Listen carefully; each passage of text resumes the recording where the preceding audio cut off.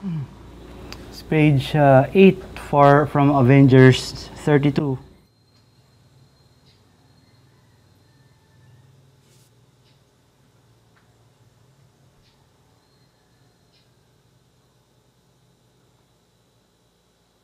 I didn't start out wanting to be an inker kasi if papasukin mo ang comics, you dream of becoming the artist, the entire thing. Ganoon din ang pangarap ko. I wanted to be a penciler. I want my drawings to be on comics. Pero it's me talking out of ignorance kasi hindi ko alam kung ano talaga ang inking. Kasi as an inker, you have to be an artist also. You have to understand yung ginagawa ng penciler. Hindi ka basta pwedeng random person lang at mag-i-ink ka kasi tinitrace mo lang naman eh. Ano ba ang difference nun? Kasi since artist ka rin, alam mo kasi yung light and dark, alam mo kung ano yung dapat na shape ng lines, alam mo yung everything. So, you cannot be an inker unless you're an artist also.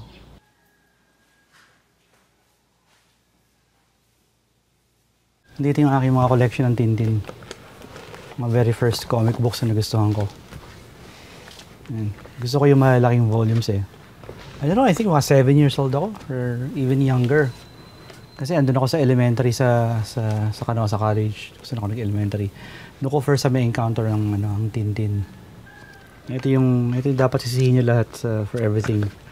Kasi this is one has got me started talaga on my way to being involved in comics. Tintin. A lot of these works dito, mga work ko, like for instance itong Wasted, itong Elmer, Bold Star. So dito yung mga iba kong mga inked work ko for American comics. Superman, Siglo. Wizard is a kind of like a magazine which features comic book news and features fan art. Ito. Cable cover drawing contest kung saan runner-up yung work ko, which is from 1992, I think. And I was beaten by this guy, Stephen Gallegos. I don't know what happened to him. Back then, binabasa ko to from cover to cover. Talagang part ito ng mga binibili ko. Sometimes kami ni Lainil would talk hours on the phone just talking about laman ng Wizard. No? So, we were fans of this magazine before. Kahit nga si Lainil, maraming work na lumalabas dito eh sa mga fan section. It's a big part of our struggle to become comic book artists.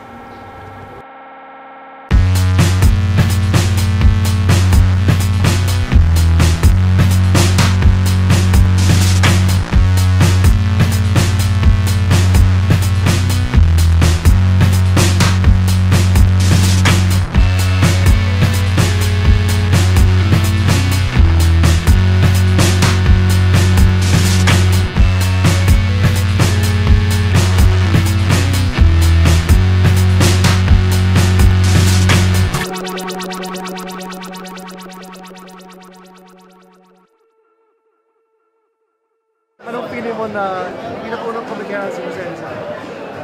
Nagulat po ako, hindi ko mo in-expect. Hindi ko po alam na siya yung pinaka-first na komikero. Sorry, culture siya. Hindi ko ma-imagine na si Jose Rizal pala ay nagpo-comics kasi he was introduced to us as someone na manunulat, di ba? Jose Rizal, manggagamot. His first comics is Pagongay Batching, di ba? So that is the comics na doon pa lang, ang mga Pilipino may talaga sa comics ever since. Kung siya yung first, maganda kasi national hero siya. He's a Renaissance guy. He's quite advanced for his time, you know what I mean? And most people who are advanced for the time were killed. It's a medium also for the artist in Rizal and for any individual to express himself. We will always use comic books and I think comic strips to say something about our lives here. Every history has a starting point. So Rizal is our starting point.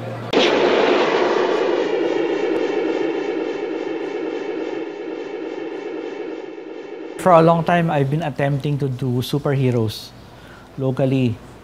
So, nung pumasok na idea for a Rizal project, naisip ko, ito yung pwede kong gawing superhero story. Na si Jose Rizal ang superhero. Pero, superhero siya, hindi dahil meron siyang superpowers, kundi dahil sobrang talino niya. Kasi, in a way, superhero na rin siya eh. Genius talaga si Rizal eh. Wala tayong magawa ron eh. He did everything as first, di ba? Grabe siya talaga.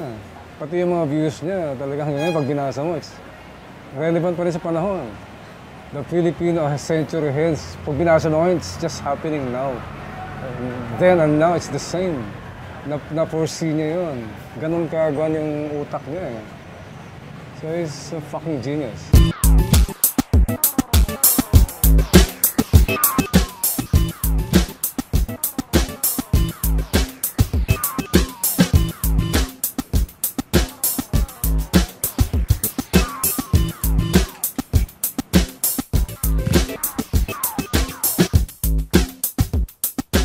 That's the Monkey and the Turtle. It was done in Paris. Mrs. Luna, Juan Luna's wife, had a scrapbook where people would, write little notes and make drawings.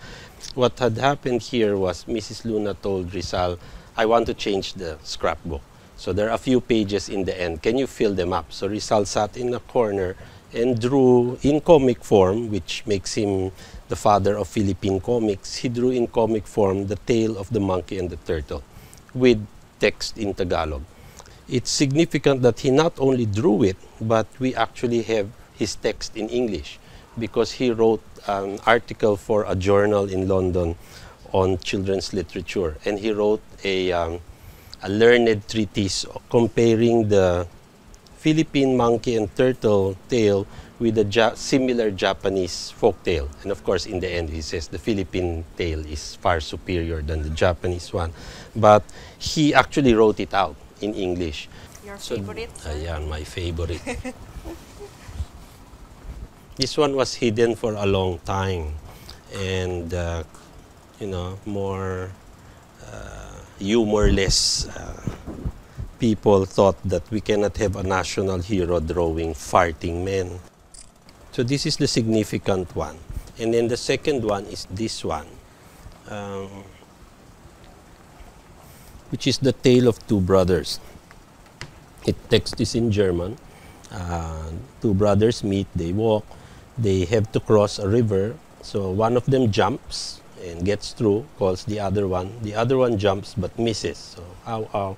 And then he says, help me. So they pull him out, then they dry the clothes, and then in typical Pinoy fashion, that hoo when you are crying, he says hoo, and then the water is cold. Supposed to be hilarious, but it's not, no? When I was in Germany last, the Germans immediately recognized it, and they said, this is Max and Moritz. Rizal had copied a comic book for children. And my theory is, in order to learn a language faster, you read comics. So he didn't invent this. This is called The Cure of the Bewitched. So Rizal in the Pitan did studies on folk medicine, and he did what is considered one of the first psychological essays ever written by a Filipino in the Philippines. And here you have some drawings which are, well, in comic form. Oops, napuputol na. One of the things also that people do not study are the notebooks. One was his student memoirs. This one is a Rizal when he was in the Ateneo 1876 to 1877. But what's interesting are the end papers, which have very nice drawings. No? Hindi rin yata. Ayun! Ganda. These are Japanese drawings. So he did, I think here he was copying manga. And then I think because of his training in school, in classical training kasi, is that what the eye can see, the hand should be able to duplicate. Comics and cartoons have been used for the longest time to make commentaries about government, about what's happening in society. And I guess the political cartoon or the comic strips that would dare to do that play the role of the jester these days. Since he's the fool, he can afford to make fun of the powerful. And since it is done as a joke, then hopefully he is not taken too seriously and the king would ask to chop off his head. Sa cartoons kasi nadi-deflect mo yung realidad eh. Pwede mong itago eh. Iko-cloak mo into some funny thing eh. Pero yung kaya nga farce yan eh. You can say that the history of cartooning is the history of caricature. And if you define caricature as exaggerated drawing, then you practically go back to the history of art itself, right? So I mean, when the cave drawings, they would exaggerate the woolly mammoth or whatever. That's all it is, really. Cartooning is actually universal. You have a circle, 2 dots, and a line that represents practically everyone. And so when you do a cartoon, it's easier for people to understand the image, and then what better way to comment on political things, to make it accessible to the common people, than to do cartoons. Basta naging politicize ka na cartoonist, marami kang marirecruit na tao. Kasi yung mga issues sa politika, makikingkoy mo sila rito sa ginagawa mo eh. I-level mo sa satire lagi eh. Like, pag nagpalabas ka ng satire, itatago mo isang bagay. Pag ang intellectual, makikita niya, wow. Ganon din ang cartoons. Makikita ng mahusay na tao yung tinatago mo ron eh. Ang maging subject, mamalasin talaga eh. Maging subject ng cartoonist. Ang trabaho ko nung nasa prepress ako ay mag-illustrate ng short stories, no? Pat paminsan-minsan yung mga minor na cartoons na may kulay ng politika. Nung ako na may magsimula sa leader ng panibago, hindi na ako madalas gumuguhit ng short story illustration. Kasi pinili ako ni Nick na maging editorial cartoonist niya. Doon ako nagsimulang mag-isip na kaya ko ba to? Sabi ko sa sarili ko dahil hindi naman ako gumagawa ng political cartoons na pang-editorial pa man din. Hocus-pocus nila ako na ganito ang estilo ko. Ayan. Ngayon, magsara yung leader dahil na proklama martial law, natigil kami panandalian tapos nagbukas na naman ng panibagong magazine pero iba na to. Si Pete Lacaba naman ang nagpapatakbo. Maski na yun ay panahon ng martial law. Paminsan-minsan nakakalusot naman ako na nakakapag-contribute ako ng palaban para kay McCoy na pinapayagan naman na ma-publish ng bulletin, saka panorama, saka iba pang tabloid na pinipili ko naman. Hindi yung mga tabloid na papadibugin ka. Pinipili ko naman. Editorial cartoonist ako nung Tonight. Yung Abante Tonight. Nung pumasok ako doon, sabi ko, wala ba tayong limit? Wala. Sabi niya, banat. Banat tayo. Meron sa radyo, si Leo Obligar. Binabanatan niya sa costume. Ang nagbabumabanat si Maceda. Sabi nung Obligar nung announcer, oh, paano yan? Maceda, tumigil ka, nabayadan ka ba? 7R yun, ha? Yung tinitira niya, yung container ba ng 7R. Nalagyan ng pera, no? Tinuloy ko sa dyaryo. 7R, na untouchable sa costume. Kakatatlong labas pa lang ako, tinawag na ako ng editor. Oh. Daniel, ka, bakit? Nakademanda na tayo. Ha? Meron tayong 12 million damage. 12 million, laki. Kako sabi mo banat. saan mo ba kinuha yung 7 agad? Ikaw sa radyo, obliga. Bayaran yun. Ikaw si Maceda yung nag-ano eh. Doon ko nakakita yung lakas ng politiko, kaya kang gilitan eh. Balik si isa, sabi niya, Danny, hindi natin kaya. No, gusto nila, tanggalin ka. Nalis nila ako. Ako nga pala si Rocky Lee, or you can call me Rox Lee. Gumagawa ng comic strip ng Cesar Azar na lumabas sa Bulletin Today. Mga cartoons na walang talkies. Yung ano lang, yung mga drawings lang ba. Walang dialogue. Tandem namin ng kapatid kong si Mon Lee. So, elder brother ko ngayon, medyo kumuha rin ng mass comm yun sa UP. Kaya medyo nasa linya din yung ano niya. Gusto niya rin magkwento, ganun. So, kinumbayan namin sa mismo minsan nag-iisip rin siya ng idea. Ako naman yung nagda-drawing. Siguro bayad namin sa amin noon, mga 75 pesos per page. So, nag-aaway kami noon sa tagatian pa namin yun. Anyway, independent yun eh, kasi wala kaming syndication eh. Walang humawak na agent, ganun, na parang kami nang bala sa comics mo, kami nang bala mag-distribute. Di gaya ng ibang mga syndicated comics noon na talagang syndicated yun, worldwide yun. Kaya ang bayaran, mas malaki. Sa amin noon, isang publication lang, isang dyaryo. Kaya talagang maliit ang bayaran. Larry Alcala started out really as a comic book artist. Gumagawa siya ng several page stories for Filipino comics nung araw. Marami siyang ginagawa doon, yung Show Pauman. And slowly, he went into newspapers and magazines and things like that. And na-associate na siya being a comic strip.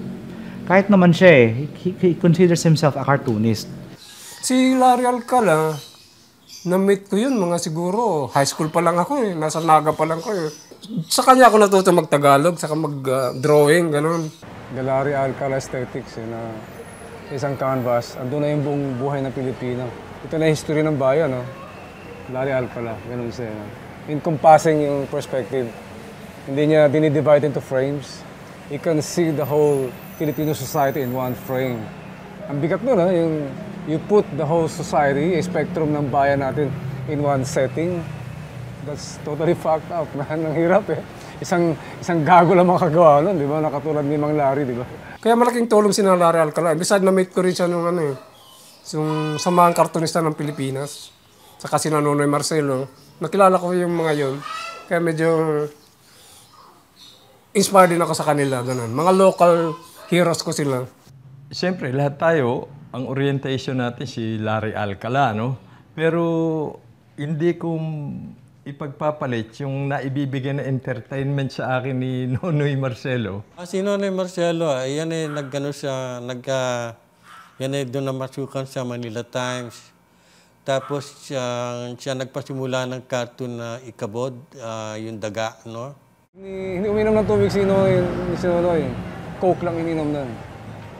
Coke lang lagi yun, tapos kalat-kalat niya. Pero iba yung utak niya. Si Nonoy Marcelo, workaholic yun eh. Halos, drawing ng cartoons yun eh.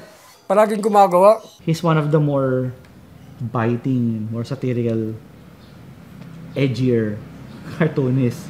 He always got into trouble because of yung kanya mga ginagawa with Ikabold. Lalo na nung time ni Marcos. Kaya niyang laruin lahat eh. Kahit na pinapakain siya ni Aimee, nilalaro niya administration. Si Aimee, binigyan pa ata siya parang binigyan siya ng space sa Bliss eh. Kaya niya makipaglaro sa sistema. Nakakatawa kasi ginamit niyang bubuit. Ang representation ng Pinoy, we're still bubuit. Madali yung pasukin yan dahil mga daga naman yung mga yan eh. Kung ginawa yung tao yan, siyempre, totoong tao, medyo madadali silang konti. pero kung daga yan, madaling lusutan yan. Ibig sabihin, madaling kang pumasok sa lungga at magtago. Paul Medina Jr.'s Pugad Baboy took the torch from Ikabod for a comic strip that poked fun at us being Pinoys and the problems that we experience on a day-to-day basis, as well as problems with government and problems of, you know, Filipino society. Si Paul Medina he managed to effectively convey a message while making you laugh. Ayun ang best thing about him. Just to jump a little bit, for example, I think 1929, you had Kenkoy by Tony Velasquez. Si Tony Velasquez parang siya yung ama ng comics na sinasabi nung araw. Rizal may have started it, but the historians say the real father of Filipino comics would be Tony Velasquez because he did it for a living and he actually created an iconic character, Kenkoy. Sobrang makamasa, taong-tao, napaka-natural ng mga character. Kaya nga yun siguro yung mga English niya na broken English. Saka yung mga magdamit siya na mga pa-style-style siya na damit. Saka yung mga salita-salita niya. Si Kenkoy kasi, ano yan, yung isa typical Filipino, ano, di ba, tayo kahit na middle class lang tayo, bihis na bihis yan parate si Kenkoy. Talagang polish yung shoes niya, yung damit niya, talaga ano. Tapos, yun namang wife niya is always, ano, yung typical Filipina na housewife na kaalaga ng bata, malinis ang bahay, ganun. So, I think Kenkoy is projected as a typical Filipino family that time. So, kaya I think may ano sa masa talaga, may appeal talaga sa masa. Paglabas ni Kenkoy, nakakatawa. Kaya pag nakita nila, tuwa-tuwa sila, oh, talagang inaabangan yun. Susunod na labas, nagbabantay na yung mga bibili. At yung nabiling comics, basahan yun, buong magkakamapit-bahay. Kaya nga naglagay na ng arkilahan eh. Boom yung comics. Talagang boom na boom na. It was humorous, but it was also social commentary. It was commenting on how Filipinos were adapting to American culture. Some strips, it's, you know, if you look at the dialogue, how Filipinos were adapting English. You know, lines like, "What's Amara?" You know, "What's Amara?" And he would spell it, you know, practically phonetically. "What's Amara with you?" Even the word Kenkoy is part of our lexicon. You know, Kenkoy mo naman. Yung tradition of having comics with a magazine, doon nag-start si Liwayway. Unang-una yung Liwayway eh. Liwayway. Nagko-cover pa nun, halos natatandaan ko sila Manansala. Meron pa ata siyang mag-solo nun eh. Gumuguhit sa comics ay talagang sinusundan, maski na ng mga magagaling na pintor. Dahil talagang kamay nila ay talagang bihasa na sa pagguhit lang ng black and white. Ha? At hindi mo kailangan na may makakita pa na may kulay. Ang galing nila.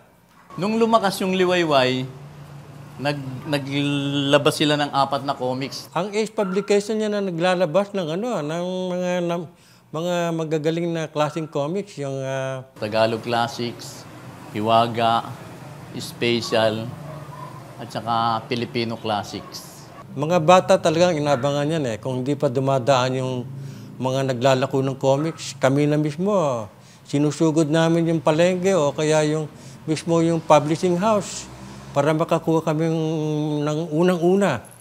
Kasi yung bahay namin dito sa Kamuning, walking distance lang sa Ace Publication sa Roses Avenue. Kasi yung compound yun eh, yung Roses nun. Compound. May malaking gate na green. Pagbukas nun, doon sa bandang dulo, nandun yung bahay ni Don Ramon na kulay puti. Na, hindi ko alam, hindi naman man siya ng tao nila, parang malaking bahay. Lumalabas siya na twice a month. Kaya bali, 4 na comics, isang buwan ang lumalabas. 25 centavos pa ang presyo ng comics na yun. Yung popularity ng comics noon kasing popular or more popular than yung teleseries now.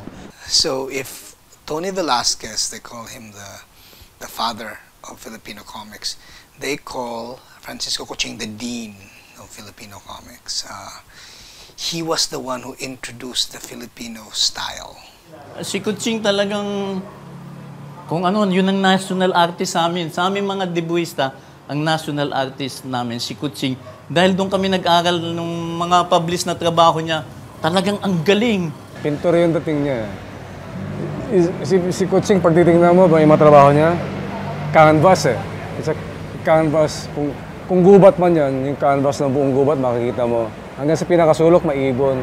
Every section may detalye kay Kuching eh. Yung drawing niya, dynamic eh. Dynamic, tsaka yung mga cover niya, ma-attract ka talaga. Nile-layout niya na maganda ito eh. Hindi basta-basta ginagawa. Very thick, line work, very lush. And the amazing thing about Kuching is the details that he put in his art. He was a comics artist by choice. He could have been a fine artist, like Botong Francisco, right? But he chose to be a comics artist. And his line work, his anatomy, movement. Just looking at his work, you know that the attention he pays to composition, the attention he pays to anatomy, facial expression, lighting, texture, just with ink. I mean, it's crazy. Here's the thing, whenever you see his characters move, they don't need speed lines. Pag nag-execute siya ng action, yung nakikita mo sa Marvel ngayon na mga suntukan, nauna siya doon. Sa kanya nga yung pag sinuntok, pag tumama yung ulo sa pader, talsikan lahat yung simento eh. Tumatalsik ang ngipin ng mga sinusuntok ng kay Kuching eh. Doon mo makikita yung bang lakas. The positions of his figures, his figure work would would just demonstrate the backgrounds, that the detail that he would put, that would define the Filipino style, and that would influence practically every comics illustrator that came after him.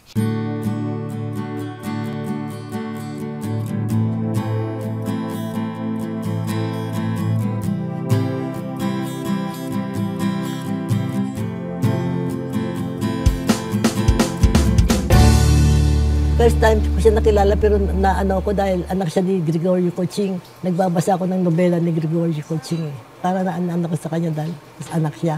Marunong sila pareho mag-drawing saka magsulat.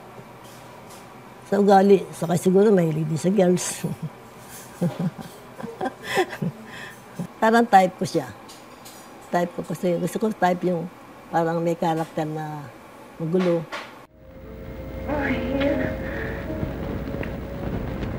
Sa'yo, sikapin mo makalis tayo sa lalong madaling panahon. Anything you say, baby. Christmas noon, Christmas. Niyaya ko sa saya ko sa Trocadero. May kasama na akong isang pair. Kasama ko yung magkasawa. Nandun kami, nagpagabi kami. Nung malapit na 12, hindi na raw pwede umuwi. Sabi gano'n. Tapos kailangan daw doon na kayo matulog. Ako, ko delikado. Tapos yung kasama namin nagdahilan para may pupuntahan daw sila kung niliwanan kami. Nung ganun, nasa space, nung ganun, sabi ko na, tinanong ko sa kanya, do you love me enough to marry me? Oo naman kagad siya. Yes daw. O, di, sige, pumayag na ako dahil nangako naman siya. Kaya to make a story short, nakasal kami. Tita ha, baba 1, 2, 3. So most of ng mga drawing niya, most of the drawings na ginawa niya, dito? Dito na. Dito na. Oh, memories. Ay, ito ba yun? Ito kanyang... Diyos ko, ang mahiwagang studio. Tita, dito talaga siya nagdodrawing. Dito. So, ito punong-puno to dati ng mga aklat. Nilinis yan na mga yan. Nakita ko gulo-gulo yun dahil yung mga comics, mga... Oo, yung mga files niya. Na files niya. Nagliletra ako dito, ako nagliletra eh. Dito kami, kasama kami dito pag ano. Wow, magkasama kayo nagliletra. Ay, tita. May moment din ba yon? Hindi tayo magletra, Luming. Kwentuhan muna tayo. Anong gano'n yan? Wala yan. Ako, dito punong-puno na dito ng kanyang, trophy tan, tindaas ko na lang trophy tan, punong-puno ito. Naku, hindi ka wala nang lugar dyan ng trophy niyan. O at may noli pa. O, di ba? Ano bang mother tongue ni Sir Coco? Ano ba siya? Anong region? Anong sinasalita niya? Talagang taga-Aklan siya. Dito siya pinanganak sa Pasay. Ako siya sa Maynila. Siya ba yung religyoso, tita? Alam mo, nung magkasawa kami, ayaw magsimba niyan. Kaya ginawa ko, dahan-dahan. Makalang, doon ka na sa labas, makalang pumasok sa labas. Pero sa labas siya. Tapos pumasok. Nung matuto mag-ano, mas mahigpit pa sa amin. Dito sa niya sinusuot yung sombrero na yan? Sa Mexico, binili namin yan Sa Mexico yan galing? No, kabiro, dala-dala niya yan. Tapos? Sa yung pag-costume, merong costume na nagsusuot niya. Sa costume party. Costume party? Parang cowboy? Hindi, yun nga. Hindi, naka-ano kayo, poncho. Tapos yan yung paborito niyang hat? Yung hat, Alam ko, magaling talagang dancer si Sir Coco. May mga picture siya nakita ko na siyempre, masaya. Gusto. Huy, nahagis talaga. Buti nasasalo. Tito, gumanti ka. Kung saluhin. Para mabanda. Takot talaga. Wow. Doon ako nangingit-ngit sa lahat sinayaw takaw. Lahat sinayaw? At ikaw hindi sinayaw? Pinagbibigyan. Hanggang ngayon, dala-dala mo yan, tita. Basta kung ako nainis doon sa ganon. Tapos pag pumormal ka naman, alika, uwi na tayo. Alam na niya, basta na iba wala na ako. Basta hindi na ako sinasabi. Hindi. Nababisit ako kasi hindi ako makasayaw eh. Bakit siya lang nag-enjoy sa asawa ko, hindi sila magturuan na asawa lang magsayaw. Malasa ninyo ang larawan ng mga kulang palad na babaeng ito. Sila yung mga naging biktima na magdarayang pag-ibig ng taong yan. Nalalong bansak sa tawag na gigolo. Hindi, tita, kaya ka pala minahal ni Sir Coco nang kasi sobra kang, di ba, you know, ang peg mo saint. Hindi na uso yan ngayon, tita. Ang ating bagong lakan, ang kanyang kamahalan, Lakan Lapu-Lapu! Lakan Lapu-Lapu! He's so connected to Philippine culture and history. Yung Lapu-Lapu kasi inuugnay yan sa atin bilang Pilipino. Kaya medyo pag nakakabuklat ka niya, nagbabasa, isip mo sa sarili mo, ikaw si Lapu-Lapu.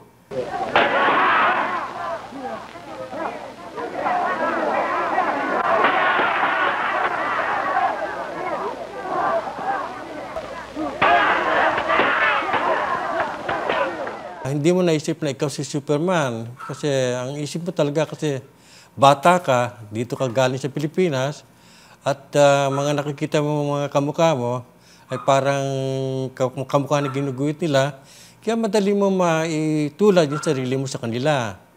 Kaya yan ang mga tinatawag namin na bayani sa isip namin ng mga panahon yon. Naiiba si Kuching. Meron siyang inyo-offer sa tao na magiging dream mo ba? Hindi lang ma-idolize mo, kung hindi papangarapin mong magawa mo. I was able to purchase the compilation of El Indio as well as Lapu-Lapu, and reading those works, I mean, it's the kind of language that I wish I knew how to write. Malalalim mo yung ginamit na salita. Bicolano ako eh, pero nung binabasa ko yan noon, marunong ako mag-Tagalog bago ako pumunta ng Maynila, ganun. Yung Tagalog nila, marami dong words na hindi na ginagamit. Add to that the craftsmanship of his art. It's inhuman. He's not human. From the faraway land of the conquistadores, 3 ships sailed the Orient Sea in search of spices and gold. Concepcion, Victoria, and Trinidad. We've just been conquered and ruled too many times, I guess. We always feel like we're oppressed. We come from a history of oppression. You have the Spanish, then the Americans, then the Japanese, and then even our fellow Filipinos oppressed us. So, as far back as No Limitangere and El Filibusterismo, it just we keep going back and telling these stories. I'm pretty sure he loved works of Rizal. Kasi nga, yung tone ng Noli and Philly, sometimes I could feel it sa work ni Kuching. Nag-stick siya sa more grounded, more realistic, more, if you could say, more political kind of stories. if you can't trust the establishment, then your hero becomes the tulisan, which is again Robin Hood. And it usually happens when there's much corruption.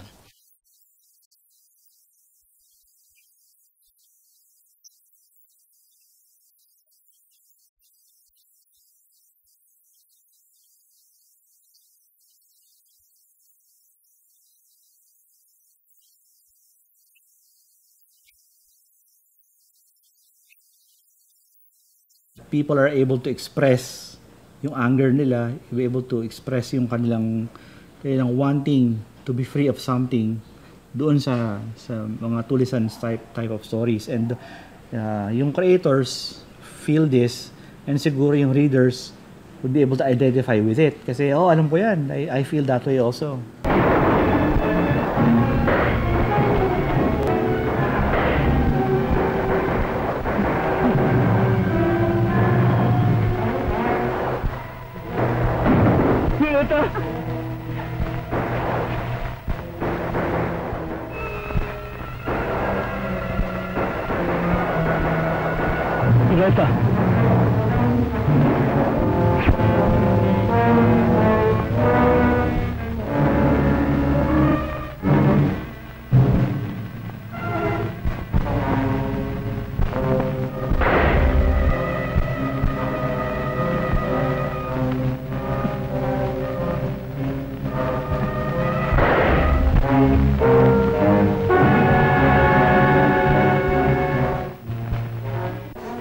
emotion mo, ilabas mo dun sa comics. Ang galing na therapy. Ang galing talaga. Lalakas ka pa.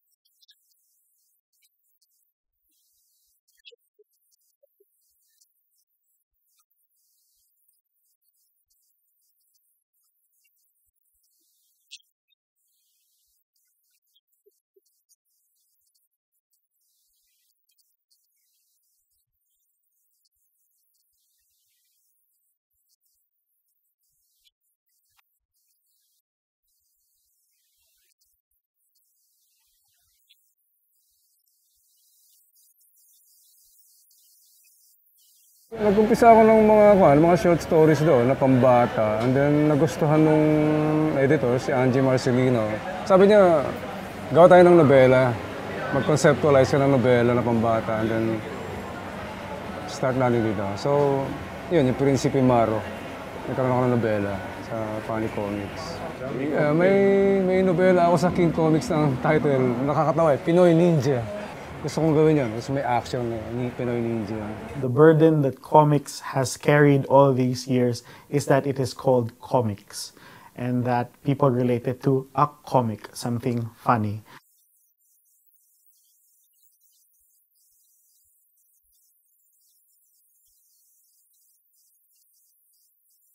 Maybe the stigma as far as the Philippines is concerned is that it wasn't just for kids but that it was masa or bakya.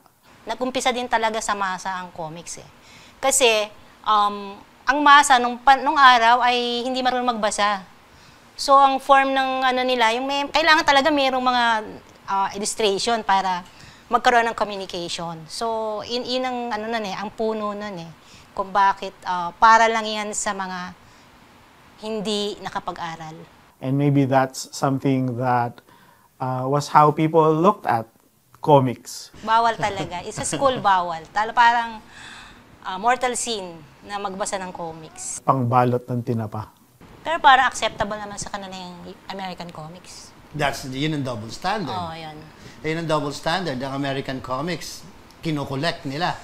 Oo, yung mga Superman ng araw. Whereas yung Filipino comics, pinangbabalot ng tinapa. Panchimay lang. Yun ang pangchimay. Oo.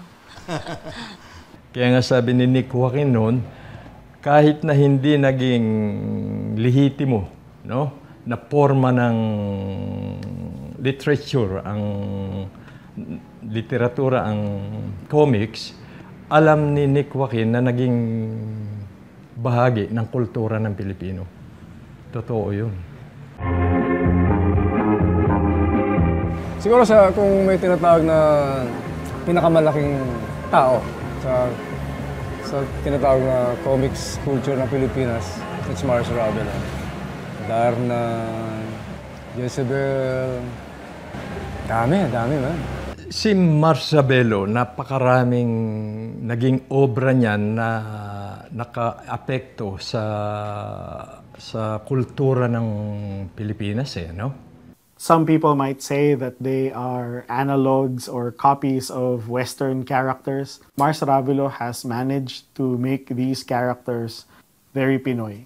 He became the comics industry for a long time. Hindi siya pinapansin ng una. Ang dala niya na yung Rita na comic strip. I think yung publisher ng Bulaklak yun eh. Si Aling Bating ang kwento niya. Hindi daw siya pwedeng harapin, iwanan na lang daw yung kanyang trabaho. Pero parang nagkaroon na yata siya ng experience na pag iniwanan niya yung trabaho niya, hindi naman nakakarating dun sa publisher eh. So, talagang pinilit niya na makausap yung si Aling Bating at pinabasa niya kanya yung trabaho. Yun, tawa ng tawa si Aling Bating habang binabasa niya yung trabaho. Yun yung unang-una, kumbaga, major hit niya, yung Rita eh. Tsaka talagang magaling si Mars. Talagang yung kwento ng natin Pilipino, kuhang-kuha niya yung kiliti eh. So, nag-umpisa siya as a cartoonist. Ayun, maraming hindi nakakaalam. na cartoonist siya. Hindi siya talaga novelist. Yung Bonjing niya, kanya yung karakter na yun. Yung Bonjing, yung mga lalaki kasi marami siya nakikita na hindi nagmamature. Yung tinatawag nila na eternal adolescent. Na, sabi nila sa Pilipino marami. Bonjing, Mambo-Jumbo. Sumunod na yung Ipe, yung Buhay Pilipino. Darna. Darna started out as Varga. Nag-create siya ng character na Varga. And then, kailangan niya umalis sa Bulaklak. medyo hindi sila nagkasundo sa Bulaklak. Hindi niya madadala yung Varga. Hindi niya madala yung character kasi may copyright. So, nag-create siya ng bagong Varga na sa katauhan ni Darna. Ang nag-illustrate noon si Redondo. Nestor Redondo, of course. Let's not forget the artists who co-created, gave physical form to these characters. So, lumipad yung kwento eh. Parang the perfect setup na nakuha niya eh. And the interesting thing is, when I describe the artwork of Filipinos as very, very, lush and ornate, in fact, Baroque, you can describe it that way, they didn't fit the superhero mold. So, to me, it's a reflection because superheroes were popular in the US, but the superhero genre was not necessarily popular in the Philippines. The most popular genre here was romance, okay, and soap opera, melodrama, and then fantasy and horror, okay. Superheroes, if you look at it, were just part of fantasy and horror. If you think about Darna, look at her enemies. That's why she fights babaeng tuod, the Impacta, it's really horror with the superhero in it. So the superhero itself wasn't a genre in Philippine comics.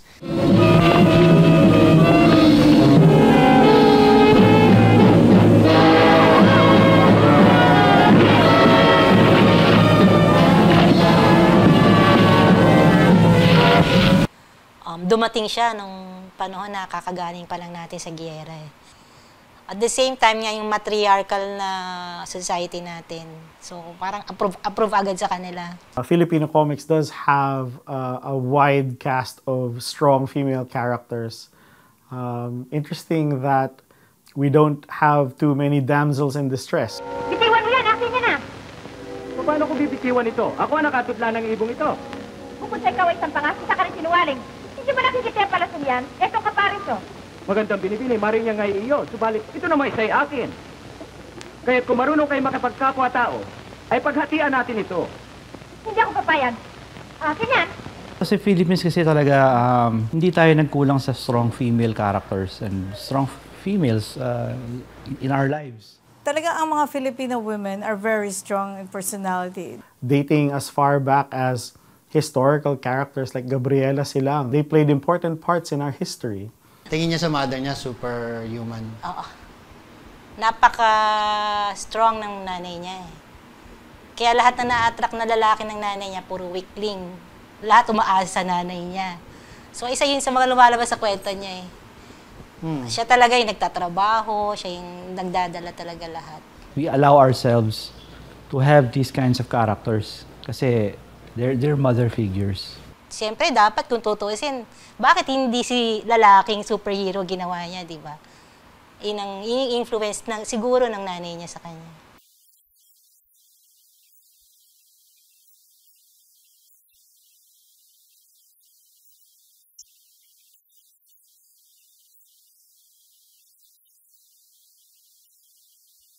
Darna!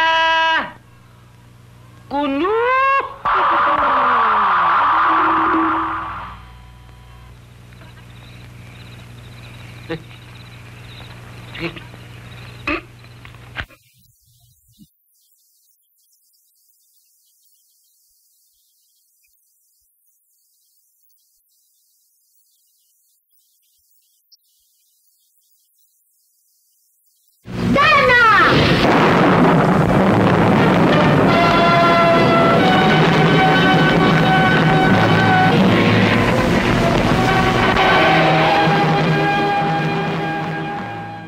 Yung unang-unang pelikula niya, napanood ko eh. Ang kalaban niya na mahigpit ay si Valentina. Early influences niya, talaga yung Greek mythology, the Bible. Kaya makikita mo yung kanyang Jezebel. Paalam, Marco.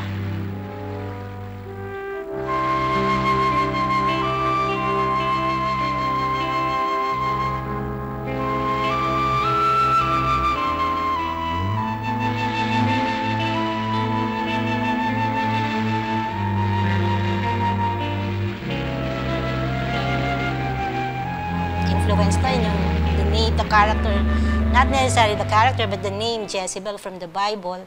At saka yung Valentina, yun ang influence ng Medusa doon sa Greek mythology. Sirabuli ko sa literatura ng comics, ang argument nila, yung mga nininegate yung influence niya, is lahat ng mga phenomenal na work niya are copies from the West. Hindi yun ang issue eh. Iniba naman niya eh.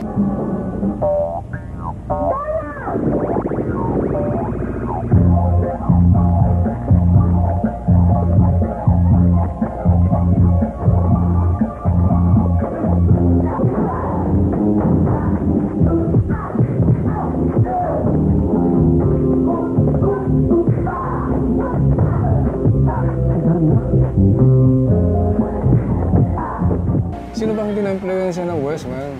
Who the fuck ko sa'yo na wala ako influensya na wala tayo, nagra-rock and roll at nagra-rap, man. Kaya na, nagja-jazz, di ba? Nagbo-blues. Sino ba hindi na-influensyahan?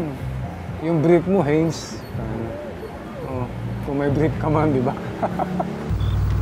Dana! Ate, ikaw ba yan? Oo, Ding. Wow, ang ganda mo.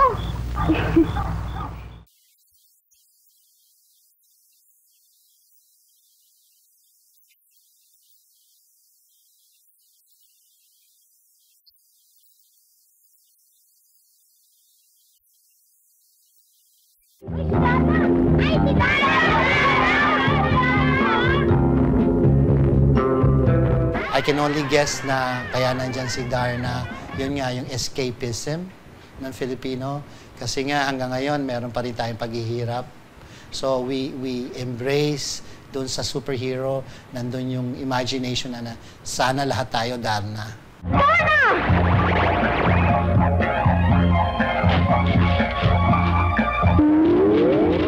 Given the success yung mga novels ng father namin na naging movies, na tumabo, ang tawag nila lang tumabo sa takilya.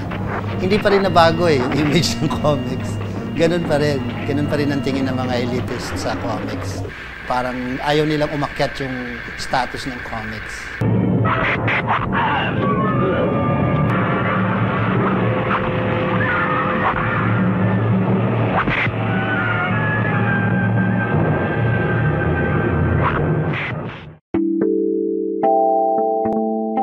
'60s kasi then was a time of social experimentation, no? Not only in the Philippines but also abroad. Siguro Filipinos were becoming unshackling themselves from a very conservative past. They want to explore new things, no? And so pumasok itong Bomba Comics that was supposed in time na yun.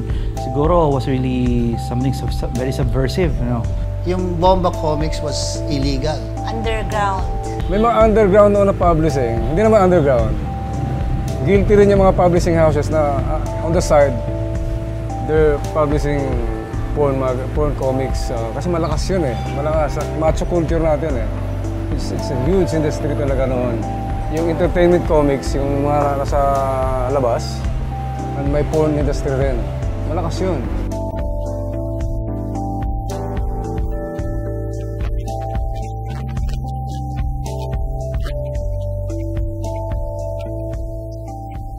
Bata pa kasi kami hindi na masyado alam yun, no? Yung bawal yun.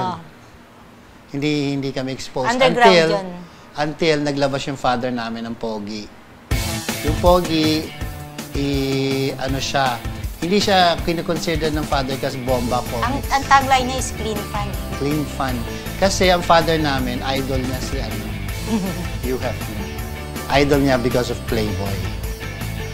Sandali lang yun kasi naano ng simbahan, napansin ng simbahan.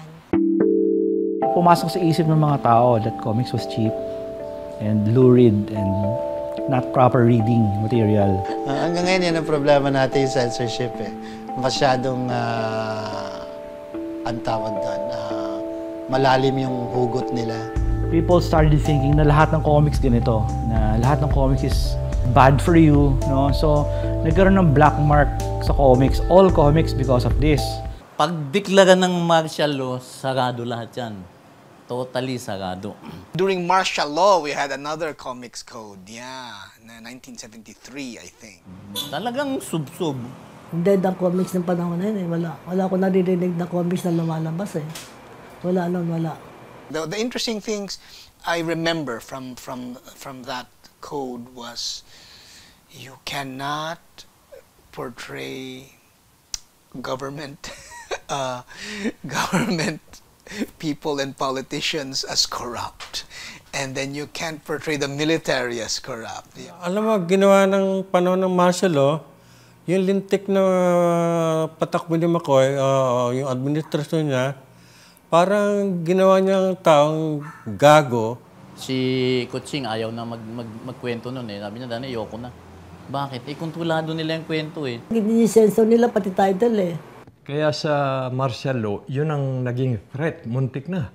Babalik na ako sa pag-security guard noon eh.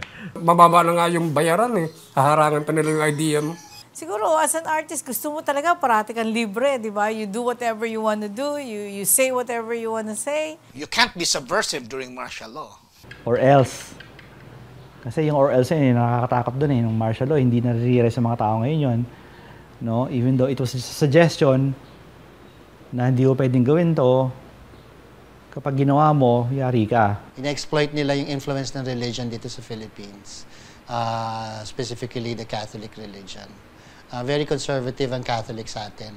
And because of the influence ng yung percentage ng Catholics dito, madaling-madali mapa-agree natin ang tao na mali ito, na hindi dapat mangyari ito. Kaya yung censorship, malaki ang kamao. Nung 75 yan, no? Sa dami ng comics, hindi mo na alam kung saan mo nabasa yung ano eh. Ang dami nun. Pangalawa, nagmamass production na yung mga writer.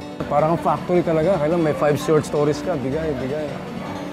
So nagkaroon ng, maliban sa malalaking comics noon, nagkaroon ng boom na maliliit na comics. So maliliit talaga sila. 4x5 na gano'n. Ganda eh. So kumita kami ron. Pabilisan. And honest naman ako, we did some porn comics din. Ang smart na comics, hanggat may smart, may bastos na ulo ng nagninegosyo, hindi nawawala yan eh. May mga, well, ayokong banggitin yung mga pangalan, mga kilalang pangalan sa literatura. Sila yung mga publishers. At nalaman na lang namin later, mga pera ni Marcos yun. Malaki ang naging kasiraan ng comics dahil dyan sa mga ilan na bastos na utak ng kasama sa trabaho. It's part of the divide and rule tactics of Marcos. Deviation. So, double entertainment. Meron ka na nitong mga commercial na comics, meron pang porn on the side. So, nakakalimutan mo yung problema talaga. Nung nag-start na yung pag-aklas ng bayan, yung resentment na sa martial law, doon na naglabasan yan, proliferation na. Kailangang i-divert na naman yung attention. Hindi nawawala sa comics yan, yung smart, yan. Kasi willing din yung iba na para sa matuloy na paggawa ng pera, drawing na sila. Masarap mag-drawing ng bold. Madali ba? Kung ang short story sa commercial comics is 45 pesos per short story, sa porn, they will give you 70, which is almost double. It's good, di ba? May 2 kilo ka na ng bigas at 2 kilo ng isda pag uwi mo. Sadly, during that time, many comics titles were becoming formulaic also, I think, in the 70s. And if you look at 70s art, they were still okay, but even the artwork suffered. Pagod na pagod ang mga illustrators, pagod na pagod ang mga writers. Paramihan ng trabaho. Ang sama na ng mga kwento, naging formula, ang sama na ng mga drawing. Kaya hindi pwede sa comics yung profit-oriented na mga kapitalista eh. Masisira ang artist. Alam mo, mula na magkaroon ng kadagdagan, yung mga karagdagan ng mga iba-ibang comics, parang nagkaroon ng labo-labo na nalabusaw pa yung kalidad ng mga trabaho nila. Doon nakita ng tao Teka muna, niloloko kami nito. Suma, anak ni Suma, apo ni Suma, apo sa kalingkingan ni Suma. Bakit kang hahat? Yung nobelang maganda, imbis na 80 issue lang, tapos na nagiging 800 issue, yung baba natin yun, no? Kasi may bumabasa. Banat. Hindi niya alam, readers yun. Teka, niloloko na kami nito eh. Putol. Bitiwan natin. Maybe comics became a victim of its own success. Pag may nararamdaman sila na nag-organize ng union, minawasak nila agad. Pinatay nila yung sarili nilang negosyo. Kasi ang Ramon Roses, pag nag-strike ka, ayaw nila na eh. Nag-strike ang LS Publication, kaya sinaran. So, natural yung pagkamatay niya eh. Yeah, I mean, that would be a big reason for an artist or a creator to want to bring his art elsewhere. Our best artists, nag-abroad na lang sila. Sina Nestor Redondo, sina Alfredo Alcala. Tony De Zuniga. Si Alex Nino, di ba? Pero, legend si Alex. Ito medyo one of the more valuable books sa aking collection, which is Satan's Tears, The Art of Alex Nino. Marami naghahanap itong book na to. Very, very difficult to find na right now. Really one of the most popular Filipino artists in the world. Kasi siguro very unique yung style niya, which is may people having sex dito. Merong weird gods, merong weird images, merong ganyang kawild ang imagination ni Alex Nino. Tsaka maganda rin yung kanyang layouts. Gusto ko yung kanyang layouts. Parang halos ballpen lang ang gamit dito eh. I think each time I look at it I see something different, I feel something different. And I'm always inspired afterwards. Ito na kwento sa akin ng isang editor. May isang comics na ang editor dati si Mars Ravelo sa Atlas. So itong si Alex Nino, iba siya mag-drawing, di ba? Para iba. Ang galing, iba yung hagod eh. Laging sinasabi doon ni Mars Ravelo, yung editor, sabi ni Mars, Alex, medyo imasa mo yung drawing mo. Masyadong mabigat. Ayusin mo, gawin mong gugustuhin ng masa. Masyadong malalim yung drawing mo. So, hindi niya talaga magawa eh. Hanggang one day daw tinapon ni Mars Ravelo na kung hindi mo babaguhin yung estilo mo, hindi ka makapag-drawing dito. So umuwi siya sa probinsya. One day, may dumating from DC. Pumunta raw dito, hinahanap siya. Where is Alex Nino? Where is this guy? So sabi ni Mars Ravelo, sabi, ang dami naman illustrator dito, bakit yung gagawin hinahanap niyo? No, we want him. Pinuntahan daw nila sa Tarlac. Yung araw daw pa na dumating yung mga puti doon para kunin siya, lasing na lasing pa daw siya. Parang sino kayo mga putang ina niyo? Come, we'll bring you to the US. Yun yung kwento. Ang nag-comment doon si Joe Cobert, gumagawa ng Tarzan. Sabi niya si Alex Nino, one of the best. Ginrab niya lahat yung talent sa Amerika, tapos tinakbo niya, wala nakahabol. Kita mo yung drawing ni Nino? Hindi pinakawalan sa US yun eh. 5 years na kumuha ng Best Illustrator Award yun sa Amerika. Pero ang tinatarget nila, alam mo kung sino? Si Kuching. Oh. Pero si Kuching, yung nasyonalismo mo niya, hindi niya binibitiwan. Dani, hindi ako gagawa dyan. Dito ko sa Pilipinas. Dito, ganito kulay ko. Ang gaganda ng opera, ayaw eh. Pero sila Tony Zuniga, magaganda mukha nun. Alex Nino, laki ng kita sa Amerika eh. $300 ang pahina eh. Oh. Labang ka na dun. Yung 70s ata, nagpunta sa US si Tony. He went to New York to study graphic design kasi he was into advertising. So, nag-aral siya ng mga design and then that's the time that somebody recommended him to be a comic art. Nagtrabaho siya sa DC.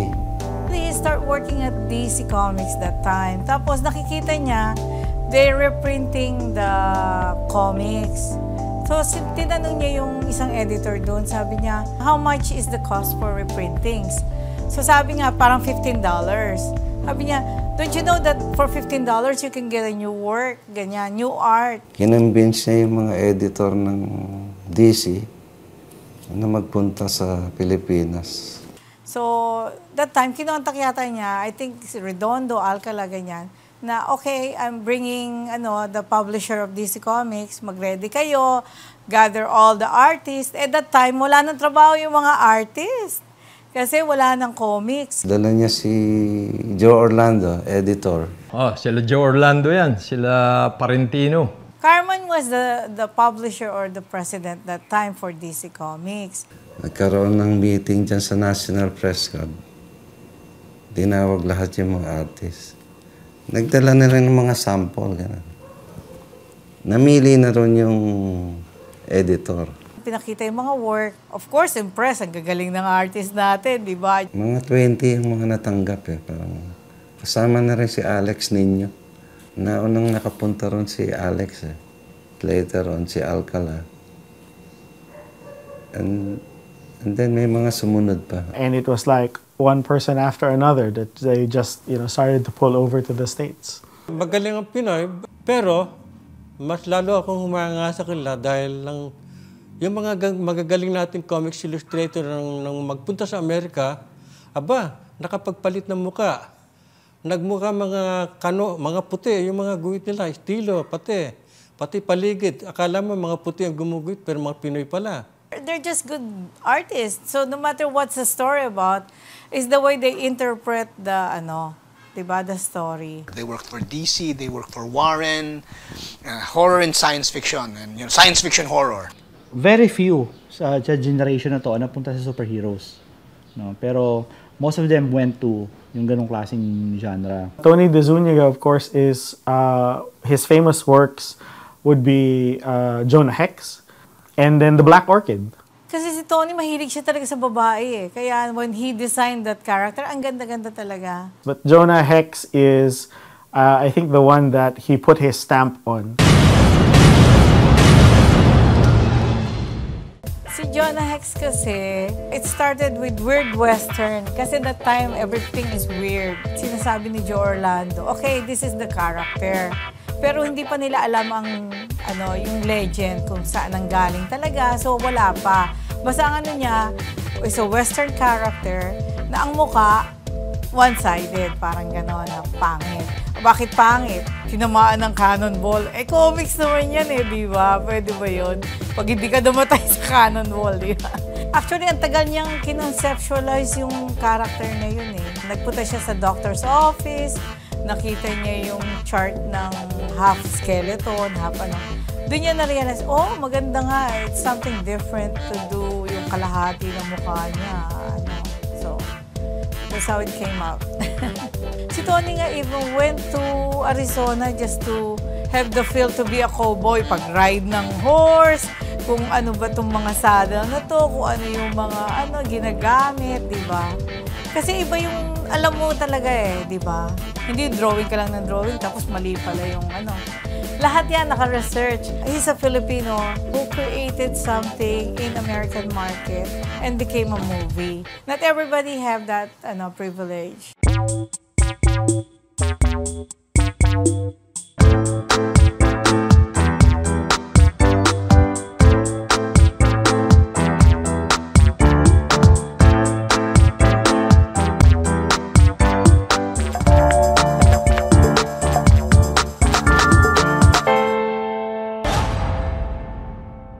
Binigay sa akin yung Planet of the Apes. 90 pages within 3 months. So, tinanggihan ko. Ito sabi niya, ito, Star-Lord, 30 pages lang. Yun, tinanggap ko yun, 30 pages. Hindi ko pa rin kaya. Pero natapos namin nung last day na, may 9 pages pa. Tinapos namin hanggang 8 in the morning. Natapos naman. Si Steve Gunn, one of the best illustrators natin. Nung panahon na yon, kami ang younger crop Meron siyang original na style sa pagitan ni Nestor Redondo at ni Nestor Leonides na nagawa niyang parang coaching ang storytelling ng dibuho. Ang dibuho kasi may storytelling na yan Without a script, mag-i-exist ang dibuho mo. dahil sa ekspresyon at sa takbo ng libuho mo. Nung nag-study ako kay Nestor, sabi ni Nestor, may mga meaning daw yung framing eh. Tinanong, anong meaning yung... Sabi niya, pag mahabang ganon, parang royalty yun eh, yung matayo ganon. Ay, pagpahaba naman ganon, parang peaceful yung framing mo ganon. Pag galit yung karakter, close-up pa ganon. Ang tawag ko ron, cinematographic. Comics is cinema. Pareho sila.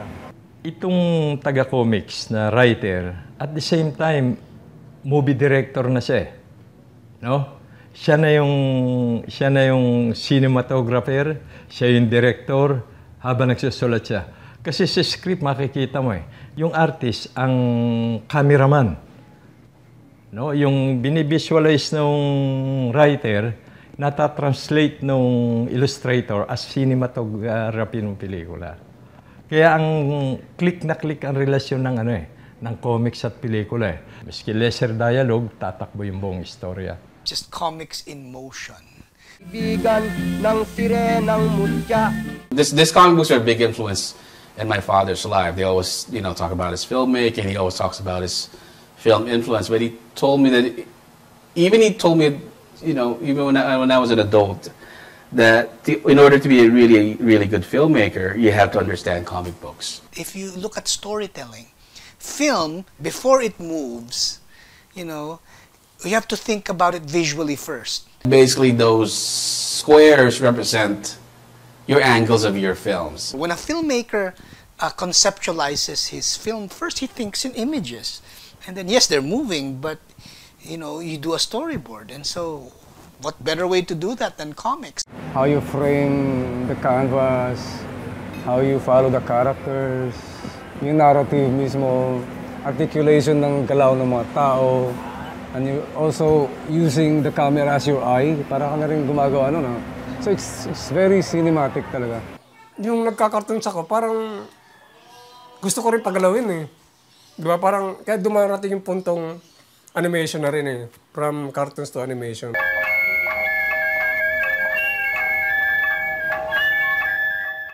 Ang satisfaction kasi doon, nandoon sa paggumalaw na siya eh. Once na napagalaw mo na yung yung napalukso mo yung karakter mo, kaya napatakbo mo. Tapos sasabayan mo ng sounds. Parang naging Diyos ka eh. Pardon, Lord. Lord.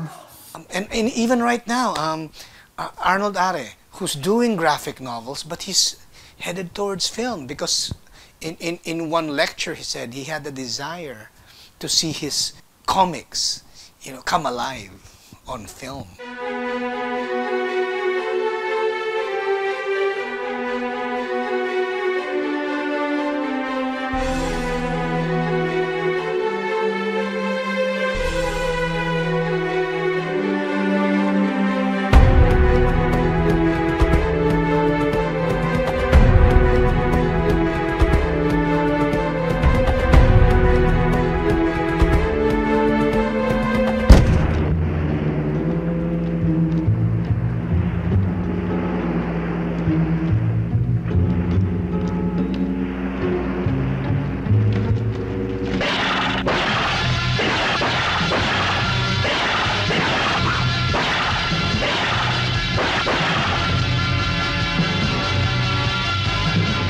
Ang Panday, doon una yung sinasabi kong style ni Steve na kasadong-kasado.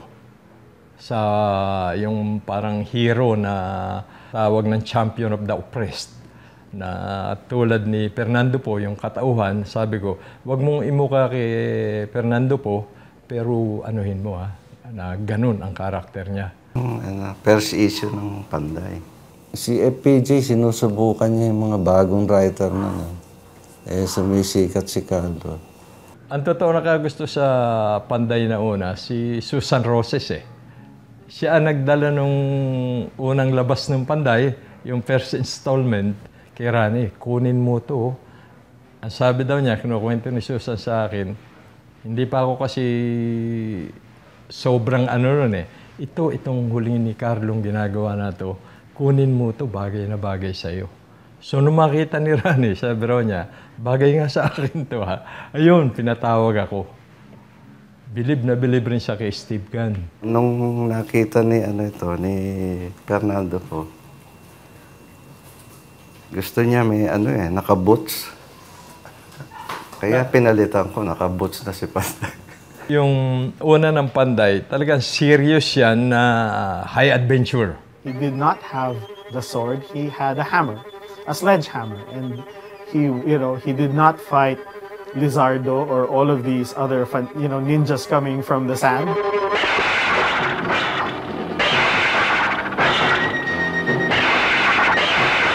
He was called on to seek revenge on someone who, raped his sister or killed his mother, and he was like walking tall. Ang story nito serious eh. Labyo! Hindi na ako ulit! Labyo!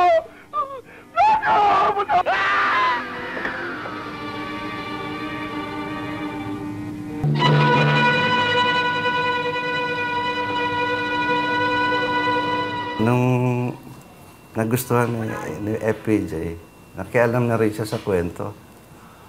Sabi ni FPJ, gawin natin fantasy. Yun, kaya naging fantasy. Para mas marami kang readers. Dahil bukod sa pagiging director ni Rani, napakahusay na writer niyan eh. Fernando po, creative yan. But it was thanks to Fernando Po Jr. I think that, the myth of Panday took a step away from that and gave us this fantasy world and all of these fantastic villains and creatures that he fought against.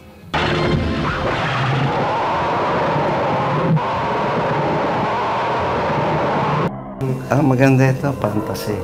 Fantasy. Mas maganda. Buti nga hindi nagsulat sa comics eh. Kung nagsulat sa comics si Rani, kalaban namin na malaki yan sa income, no? See, from Panday to Star-Lord. See, that's great. Una yung Panday sa Pieta eh. Matmo ng 4 years ata eh. Kasi nga gusto ng tao yung yung bad boy image. Ito, salbahing tao to eh, si Rigor. Ang iniintay ng tao, magbago siya. Hindi dumating yun eh. May panahon sa high school na addict kami kay Carlo Caparas. Pagkatapos ng klase, andun kami sa mga comic stands, Carlo Caparas. Parang nasira ulo ko sa dami ng novelas. Tanggap ako ng tanggap eh. Sa comics kasi, yung familiarity breeds yung fixation eh. Kung lagi mong nakikita yung estilo ng drawing, hahanapin mo eh. So Steve Gunn is always there, and Carlo is always there. Sila yung namayani noon eh. So fixture na sila sa comics, ang tagal nila, and naging alamat na sila sa comics. Na nag-umpisa kami ng 20,000 na sirkulasyon na tinatawag. Nung umalis ako dun, kulang-kulang 200,000 na yung ilang titles yun. Talagang sobrang napakalakas nung time na yun. Actually, at some point, may 3 years na he became the industry. Comics became Carlo Caparas at some point. Nangyari lang, lumipat na ako sa pelikula naman. First film niya, Pieta. Maganda yung comics, pero yung film, it's really bad. Yeah, kailangan honest tayo dyan eh. He made so many bad films talaga. Ginawa ko ngayon yung crime stories, yung tinatawag nilang massacre films. Sumobra mga hit talaga, kumpilahan ng tao talaga yung Visconde Massacre, Mirna Jones, Lipa Massacre, yung Maggie de la Riva, breaking box office record eh. Anong nangyari? Mga posters nakanga, Lipa Massacre, diba? God Save the Queen. Putang ina. Yung sa poster pa lang, parang wag ka na manood nito. Caparas is a recipient of numerous other awards, recognizing his impressive artistic achievements as a writer, director, and producer, including the most coveted FAMAS, known as the Philippine Oscar Award for story, screenplay, direction, and production, the Film Academy Award, the Movie Press Awards, and many more. When it came time na mag-announce the national artist and Carlo Coparas was selected for it, I thought it was an injustice because there are far more worthier creators than him in our history. Nakalimutan agad ng mga tao sino Kuching, sino Mars Ravilo. If there is a national award for comics, dapat sila muna before anyone else. I think the big question during that time when he was supposedly awarded National Artist was, for which body of work are you supposed to be given this award for? And I think the criteria for artist is that it was supposed to be a visual art or something illustrated. Was how it was supposed to be defined. So he can't really say that his work in comics is the reason why he got in. Doon sa akin, nabasa ko ng proclamation, ayaw ko na lang ipagtalo, andon visual arts, movies, comics. Doon ako papatak sa comics. Giant siya sa comics talaga, sa pagsusulat. Hindi natin maalis yun. He's a fucking giant sa comics industry talaga, sa culture. We remember him as a great storyteller. Pero hindi siya visual artist. Tapos bibigyan siya ng National Artist Award. Absurd yun. Katarantaduhan talaga ni Arroyo yun. Parang putang ina. Saan galing ito? Para sa akin kasi, pambansang parangal yan na ibinibigay yan eh. Bestowed, no? Kumbaga sa gawin kang knight, kailangan galing sa queen, ipatong ang espada sa likod mo, galing sa kanya. Galing sa pinuno ng bansa. I'm not going to go through, does he deserve it or not? Okay, I'm not going to go through that. I'm going to go with the actual category, graphic arts, but he did not draw. And in fact, I remember that one interview where he said, I can draw, and he showed like a sketchbook full of doodles. Nagmukha siyang Kenkoy, di ba? Nagdadala siya ng mga drawing niya. Oh, parang, come on, man. And that's not the point. I mean, that wasn't the qualification to be national artist for that particular medium. Na pwede mo na ilaban eh. Na, oops, ayoko niyan. Bahala na ang history sa akin. Ganun lang eh. Humility eh, na it would take a giant to say that eh. Na hindi ako yan. Oh, ako ito. And hayaan ang kasaysayan na mag-decide niyan. Oh, ayokong si Cecil Guidote Alvarez at saka si Arroyo magde-decide niyan. Si Caparas may politika. Si Cecil Guidote, si GMA, wala talagang partisipasyon niyan. Kung hindi, nung mabalitaan nilang binubuhay na comics, si Cecil Guidote, sinabi kay GMA, na bubuhayin, kung pwede, tulungan. Dalang hiling namin sana, i-subsidize eh. Hindi kaya ng gobyerno. Hindi siya dumaan sa proper selection process. May honors committee eh. Sila pumipili sila, ni-screen nila. Parang ang contest eh, sino magaling na magtanim ng palay. Kinuha mong judge yung mga taga-vulcanizing. O, sino? O, ito, panalo. Hindi naman marunong magtanim ng palay yun eh. Kasama ng ini-screen nila yung mapipili ng CCP at ng NCCA. Eh, ang gusto ng NCCA at CCP, sila yung masunod lang. Pag pinadaan siya ron, hindi siya papasa eh. Sa totoo lang. Kung kami hahatol, kami, yung mga taga-comics, sila Steve Gunn, sila Malgapo, yung taga-comics hindi mananalo. Ang ipinipilit nito, ayaw nila sa akin. Yun lang, isi-simplify mo lang. Ayaw nyo sa akin, eh, mas una ako, ayaw ko sa inyo eh. Papasa pa siguro sa comics icon. Sa akin, yun eh. Eh kung marunong nga siya, she should take it as an insult. Na putang ina niya, I won't take that. Hanggang matulog kayo, suot niyo yung medalya niyo. Eh, mabikti pa kayo niyang pag... Nanununtok yun, si Carlo, nananapak yun. Pag may nakagalit siya, gusto niya suntokin talaga. Ang ipinaglalaban ko, huwag niyo akong bastusin, hihiyain ko kayo. Kasi kung binabastos nila ako, babastusin ko sila, sabi ko, dalawa na kaming bastos. So, pag binastos nila ako, hihiyain ko kayo. Tandaan niyo yan. May means naman ako para hiyain kayo. Storyteller ako. Oo. Kasi pag gano'n, kahit ako magsalita ako na, yeah, pwede siya maging national artist. Sa pagsusulat niya sa comics, ang laki na influensya niya.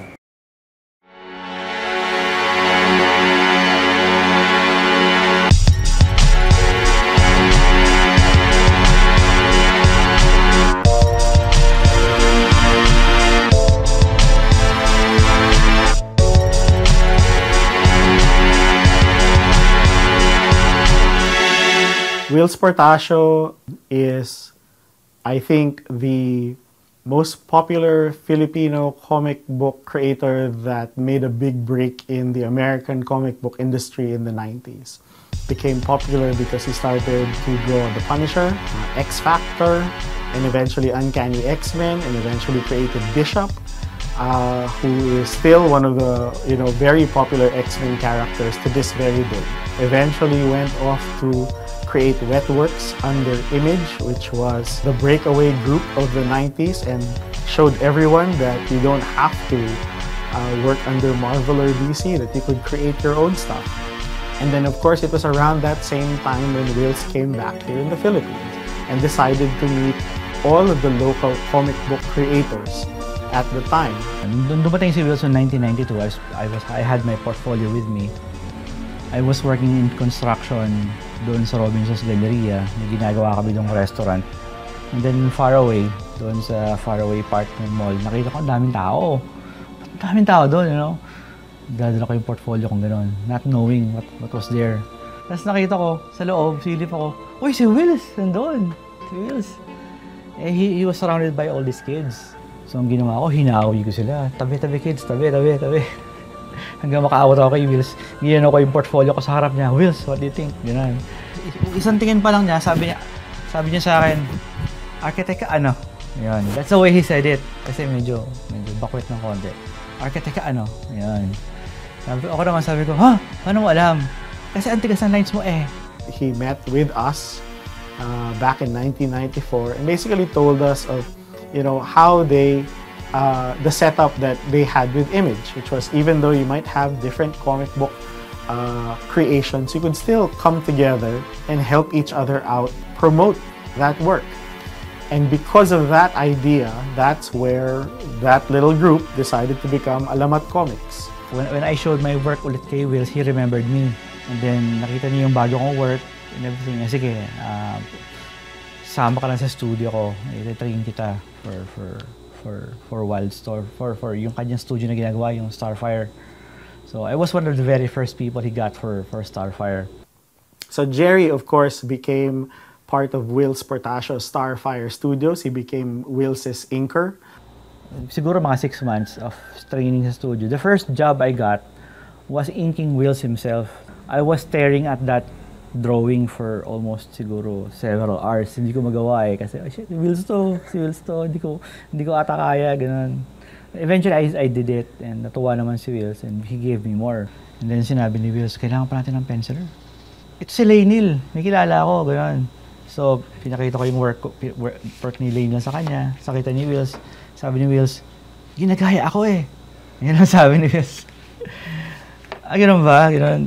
Tapos, hanap pa tayo ng iba. Ganun. So, tapos eventually, I soon wore Whilce down. Eventually, he relented. Sige na nga, ipasok natin si Lainil sa studio. And then, sabi ko, Nilil, huwag mong gagayahin si Whilce. Ganun. Ayaw niya nun. So, gumawa siya ng 1-page sample kasi grifter yata yun. And then, he tried his best. And then, nakita ni Whilce, okay, sige. Pwede na siya mag-start, mag-train. And when he gets his first job, malaki na agad, Wolverine ka agad. So, it's a big deal. So, doon nag-start lahat yun. Whilce was largely influential in getting the local comic book creators into doing more work, into realizing that their crazy dream of working for an American comic book company wasn't impossible, and inspired a lot of us to keep making comics. In 1993, a friend of mine asked me to make comics with them, and I said yes, and that's how everything started. Si Carlo Vergara is one of those guys na kasabay namin sa early days of Alamat. He created his own comics like One Night in Purgatory, and he also did Shasha Saturna, which are comics with heavily gay themes. Shasha Saturna has been very successful, and it actually has achieved a certain kind of notoriety abroad because of who that character is, which is a gay person who becomes a voluptuous superhero after swallowing a stone.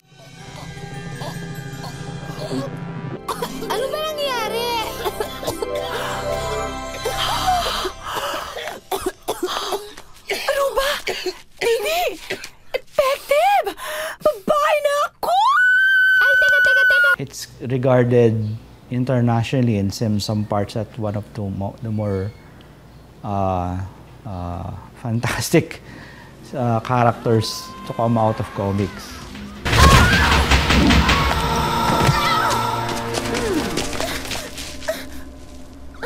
Likod ko.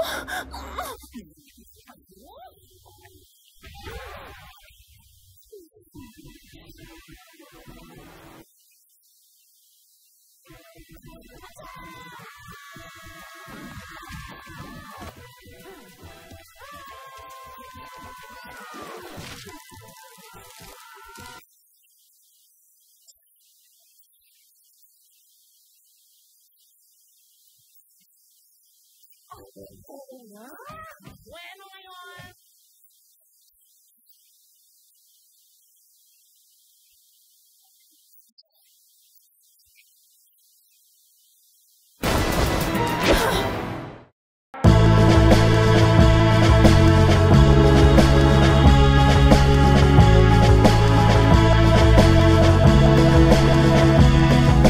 While Jerry was doing inking jobs in Wills' Starfire Studios, he was continuing to do Wasted, which eventually was one of the books that was published by Alamat.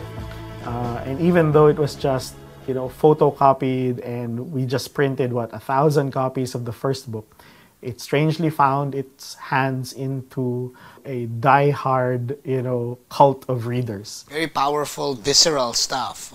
Wasted was something na kinuha ni Budget for Comics 101. Pero, nagmi-meet na kami. Nagmi-meet na kami ni Budget and ni Arnold at ni David Ontiveros, ni Carlo Vergara. We were meeting a lot. Almost every week, nagmi-meet kami sa Robinson's Galleria, Cyber Cafe yata, and we were just talking about comics. No? And that's when he did Elmer.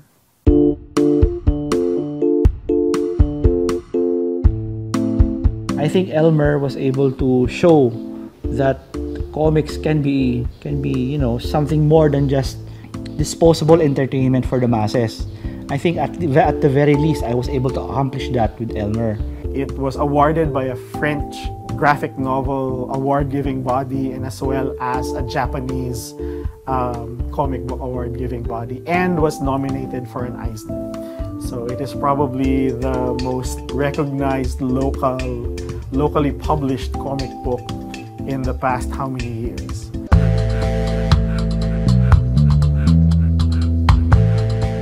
Yung kay Budget, I knew him from yung kanyang gawa sa Comics 101, Flying Phantom, and later on yung Batch 72.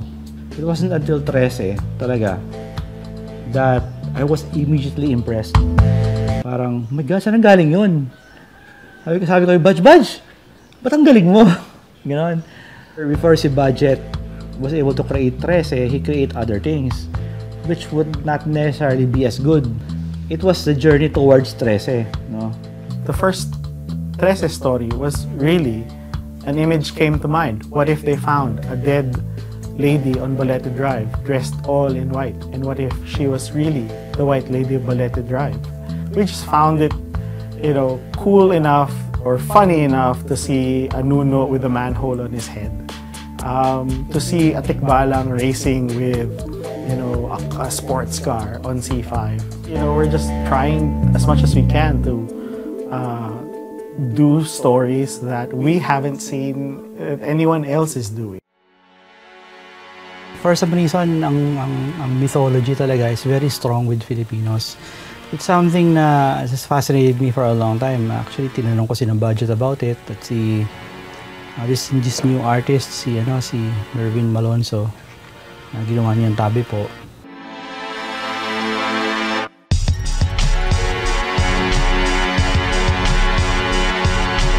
Pinapasok nilang mythology sa work nila. I'm very curious why. Bakit gano'n? Siguro nga dahil we are a Catholic country. At the same time, very superstitious din. Marami tayong pagan legends, naghahalo-halo na. We're very fascinated by the unknown and by death and then what comes afterwards. I think yung fascination na yun it's very strong. I was immediately attracted dun sa drawings niya. Very, very realistic, pero it also, although very realistic siya, it also has certain qualities of fantasy in it. At the same time, very dreamlike. Kasi, syempre, yung mga images is very strong eh. Pero yung stories niya, where he takes a mythological character, aswang, you know, and he makes it from a first-person point of view, and gets into mind of an aswang and what it's like to be an aswang, is something na hindi pa na-attempt sa comics, I'm sure, before. Siguro nga si Mervyn is also steeped not only in Filipino mythology but also in proper history. He knows history and respects it. So, na-apply niya sa work niya. Makikita mo naman eh, kasi yung period yung tabi po eh. It's very refreshing to see sa mga bagong creators. Kasi yung awareness of history.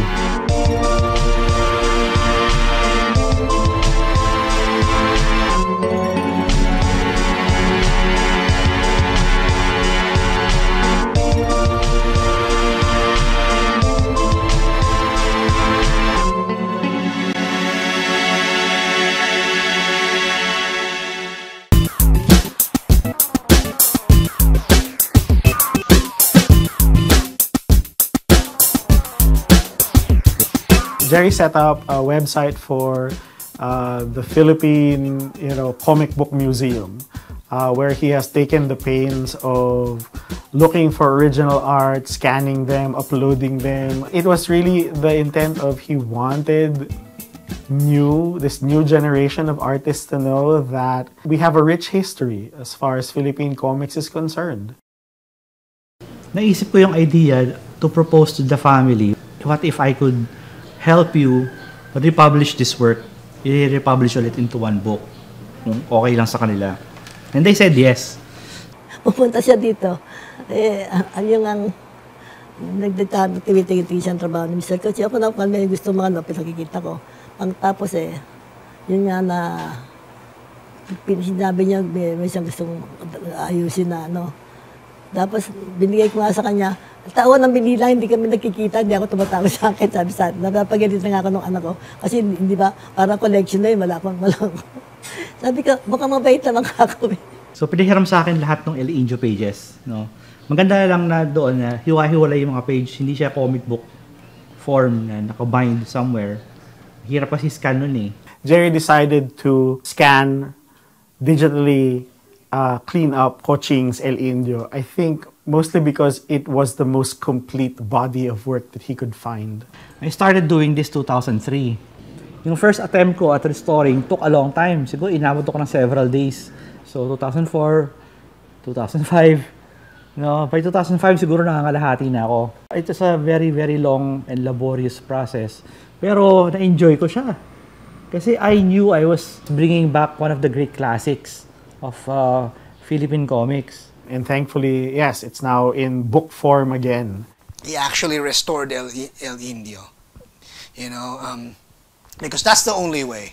Yung ginagawa niya na yan, hindi para sa atin yan eh. Para sa 10 generations from now. That's the only way future generations will get to see Coching.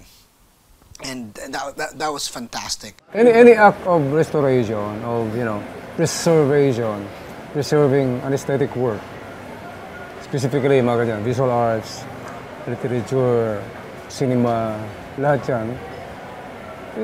It's an act of courage, heroic yan eh.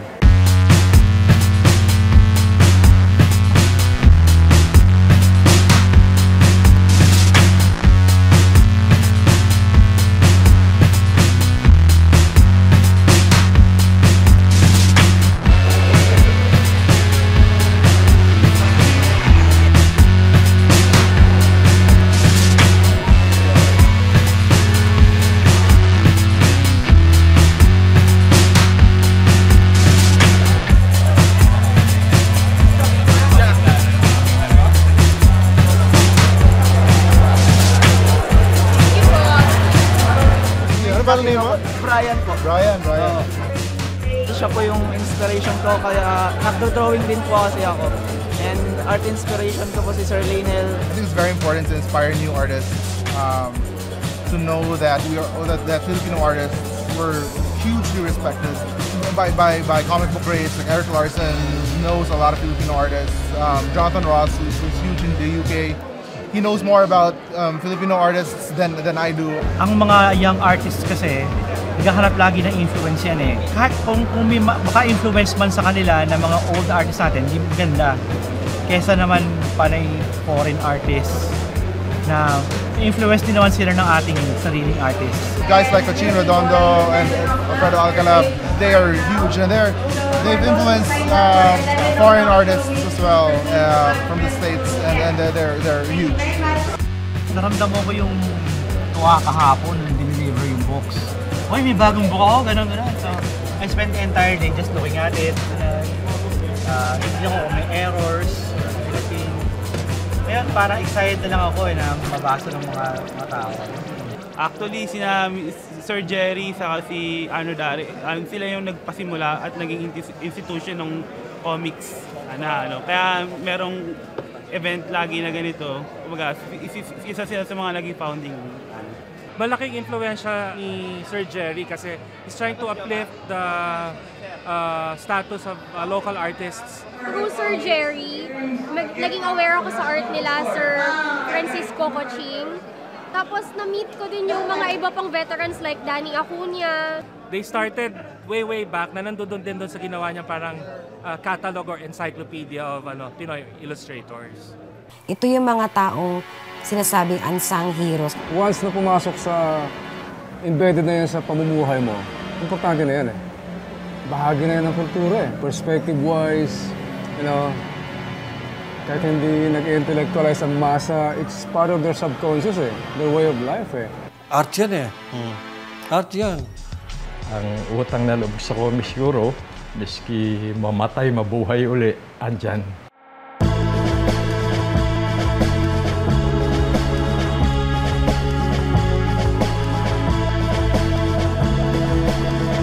Nakaintindihan sila na nalalaman nila yung culture ng Pilipino. Saka naglabas nila yung mga talent nila. Kasi kung hindi, di ba, kung puro American comics, hindi rin makikilala yung mga Pilipino artist na mas magaling pa pala kaysa sa ibang artist. Hindi mo dapat i-judge ang karaniwang tao, nakikita mo na. Katulad nga yung asawa ko, hindi ko akala na abutin namin yung ditong honor eh. Hindi ko akala na magiging bonus pa yung maging national artist siya. Na binigyan ako ng longer life para pala makita ko ito nangyari sa asawa ko.